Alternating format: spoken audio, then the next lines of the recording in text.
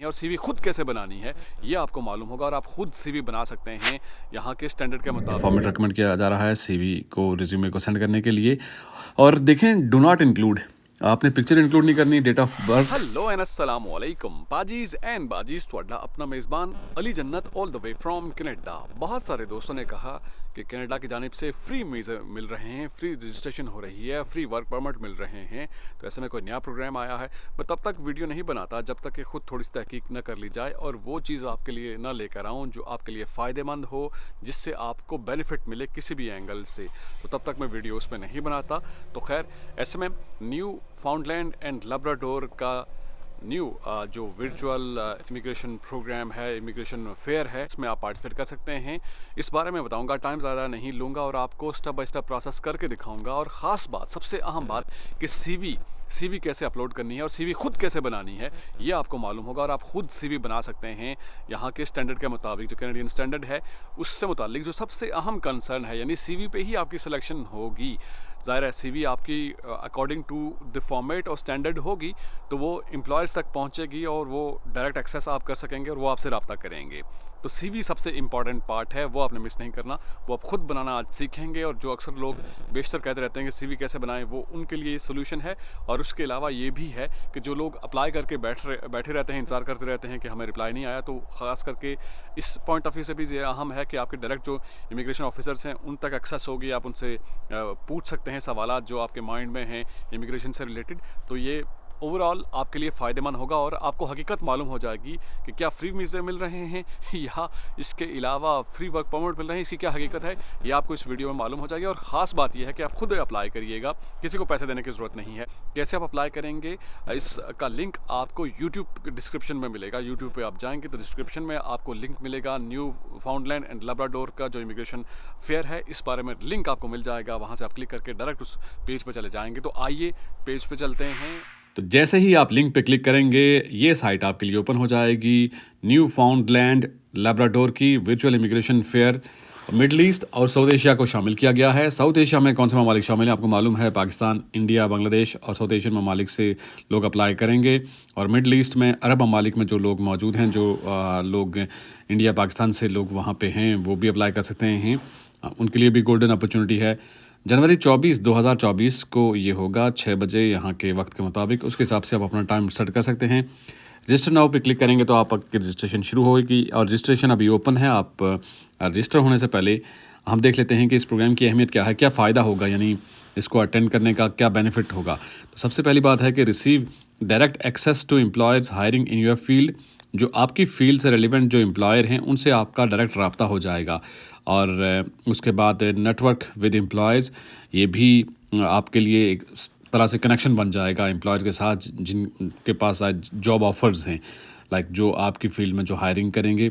और उसके बाद आपने एक काम करना है कि जस्ट आपने सीवी अपलोड करनी है जो कि एम्प्लॉयर्स उसको रिव्यू कर सकें, देख सकें, जान सकें कि आप उनके मयार के मुताबिक हैं, तो ज़ाहिर आपसे रब्ता किया जाएगा। और attend a live immigration program information session and ask questions directly to immigration officer. देखें, वहाँ पे जो इमिग्रेशन ऑफिसर भी मौजूद होंगे और आप जो लाइव इमिग्रेशन प्रोग्राम से आपको इन्फॉर्मेशन मिलेगी, आप इन्फॉर्मेशन सेशन जो अटेंड करेंगे और उसके बाद आप सवालात भी कर सकते हैं डायरेक्टली इमिग्रेशन ऑफिसर से, यानी इमिग्रेशन से मुताल्लिक। और जो भी आपके सवालात होंगे वो कैसे करने हैं वो भी आपको बताऊँगा आगे। ये फ़ायदा हो सकेगा आपको अटेंड करने से। इसके बाद आप लर्न कर सकेंगे about the steps to immigrate to Newfoundland and Labrador. Labrador immigrate करने से मुतालिक क्या प्रोसेस है, क्या प्रोसीजर है, क्या स्टेप्स फॉलो करने होंगे, उनके बारे में आपको जानकारी मिल जाएगी, मालूमात मिल जाएगी। और वो जो आपके जो तहफ़्फ़ुज़ात होते हैं ना, जो अक्सर बेशर आप सवाल पूछते रहते हैं, वो सवालात आप यहाँ पूछेंगे तो आपका वो कंसेप्ट क्लियर हो जाएगा। और learn about what it is like to live in Newfoundland and Labrador in terms of cost of living, lifestyle, job, salary, population size and much more। जो मैं अपनी वीडियोस में आपको बताता रहता हूँ अक्सर बेशतर इन प्रोविंसेस के बारे में कि वहाँ पे कॉस्ट ऑफ लिविंग क्या है, लाइफस्टाइल क्या है, जॉब्स की क्या अपॉर्चुनिटी है, सैलरीज़ कितनी हैं, पॉपुलेशन साइज़ कितना है, तो उस बारे में आपको सारी मालूमात मिल जाएगी। तो ये सेशन आपके लिए ज़बरदस्त होने जा रहा है। आपको मालूमात, यानी आपका नुकसान कोई नहीं होने जा रहा। आपको इस बारे में मालूमात मिलेगी। और यू नेवर नो कि आपकी डायरेक्ट वहाँ पे सिलेक्शन भी हो सकती है। आप यहाँ अब क्लिक करेंगे रजिस्ट्रेशन पे, जैसे मैंने क्लिक किया, और रजिस्ट्रेशन पे क्लिक करने के साथ ही देखें सबसे पहले आपने पर्सनल इन्फॉर्मेशन देनी है।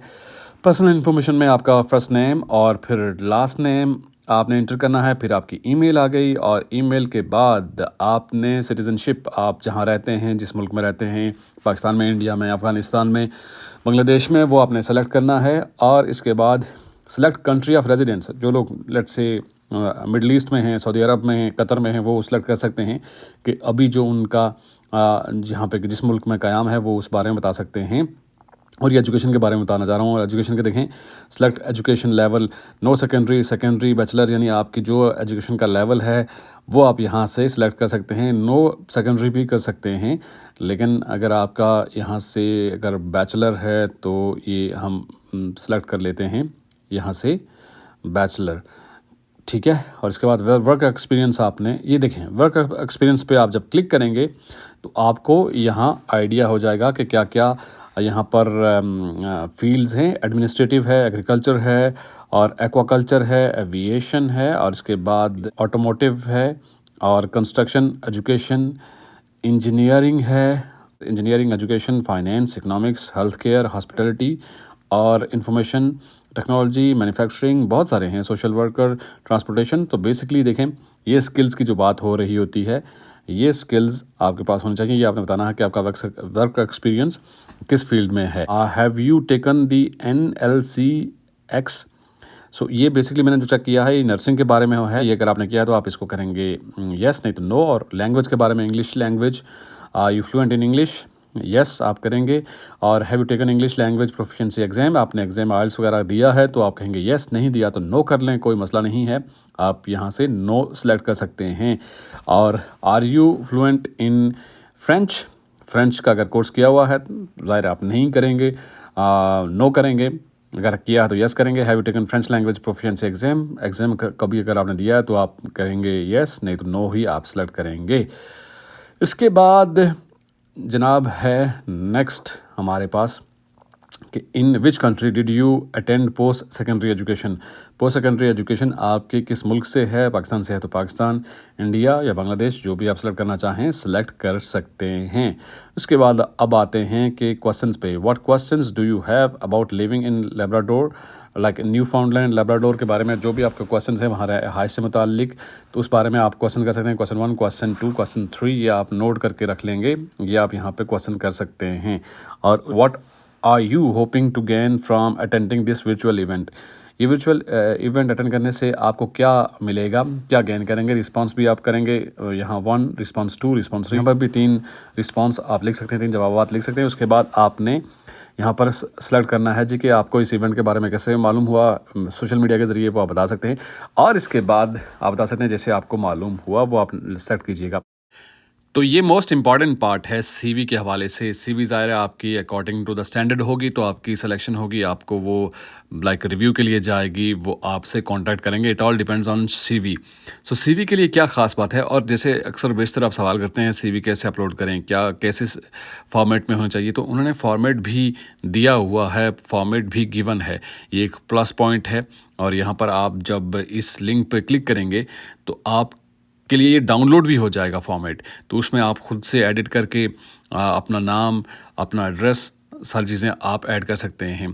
तो जैसा कि हम यहाँ पर क्लिक करते हैं तो आप देखिएगा कि ये हमें लेके जाएगा सीवी के ऊपर, और सीवी के बारे में बताएगा कि क्या क्या चीज़ें उसमें ऐड होनी चाहिए और क्या चीज़ें नहीं ऐड होनी चाहिए। सो सीवी पे हमने क्लिक किया और ये देखिए हेलो से स्टार्ट होता है और ये बता रहा है जी कि आपने इसमें क्या क्या ऐड करना है, क्या नहीं ऐड करना। और ये this is a format we recommend you, और ये फॉर्मेट रिकमेंड किया जा रहा है सीवी को, रिज्यूमे को सेंड करने के लिए।